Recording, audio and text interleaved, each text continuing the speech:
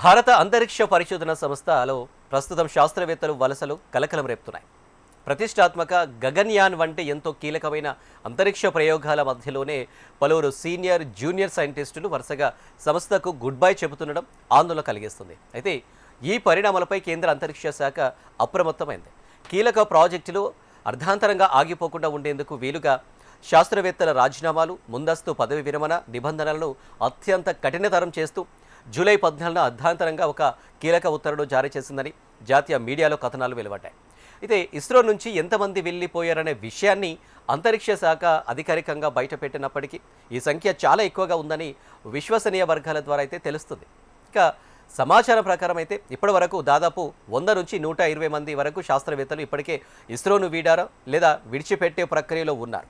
ఇక వీరిలో you are Rao satellite centre నుంచి దాదాపు 80 మంది, విక్రమ్ సారాభాయ్ స్పేస్ సెంటర్ నుంచి కనీసం 20 మంది సైంటిస్టులు తప్పుకున్నట్లు కూడా తెలుస్తుంది.